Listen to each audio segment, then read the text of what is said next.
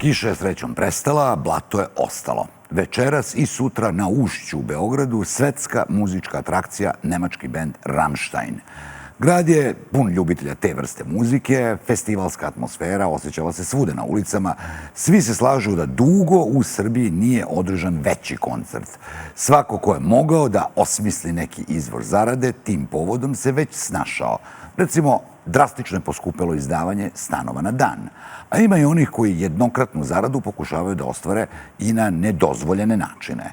Od centra do Ušća prošla je naša Dina Cepenjar.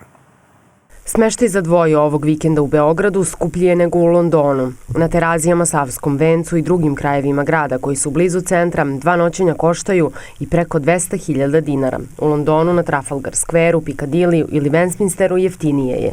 Ne znam za cene u Londonu, ali kod nas je ovaj vikend zaista kao da smo u Njujorku, obzirom da je koncert Rammsteina i da je potražnja za stanovima neverovatna.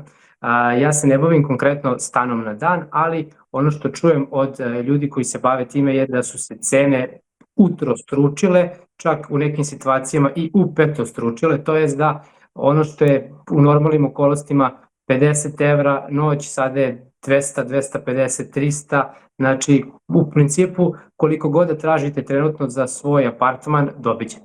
Ceo dan saobraćaj uglavnom stoji, ne samo zato što je petak, već i zbog toga što je Bulevar Nikole Tesle kraj Ušća već zatvoren. Oko Ušća puno je turista za koje ni hrana, ni prevoz, ni smeštaj nisu skupi. Bilo je $50 za veče preko Airbnb-a. Jel skupo? U stvari je dosta jeftino. Hoteli su preskupi ova 2 dana jer u Beograd dolaze ljudi iz celog sveta. Jeftin je grad, prevoz, čak i voda. A hrana? Jeftina je, da, baš je dobro. Ne ostajemo večeras. Posle koncerta idemo kući. Imamo posao. Mi smo iz Rumunije, iz Temišvara.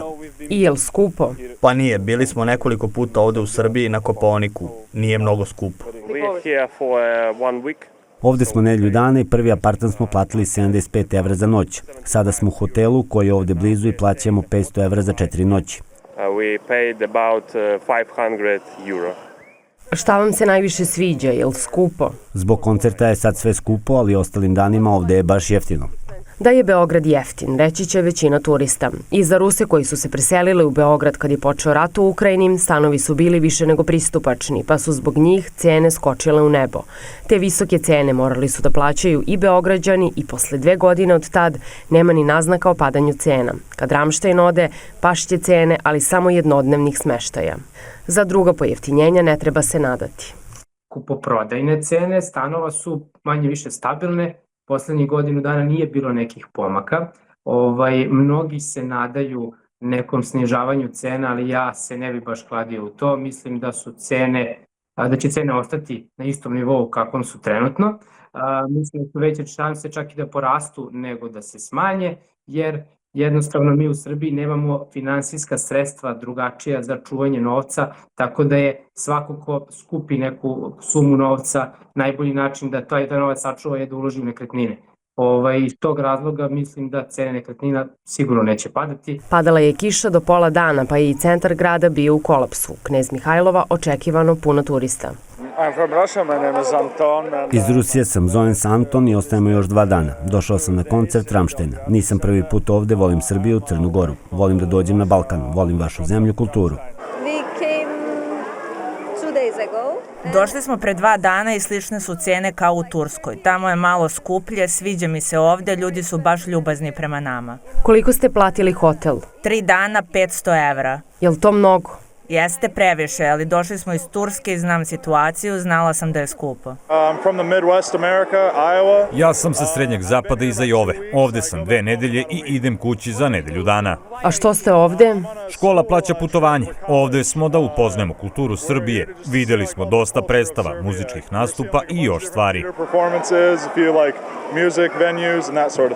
I kako vam se sviđa? Mislim da je odlično. Sve mi se sviđa do sada. Svuda je zabava. Mnogo je više zabave nego u Americi. Neki od nas su bili nervozni zbog leta preko okeana. Ali čim smo sleteli u Beograd, osjećali smo se sigurno i dobrodošlo. Jel skupo?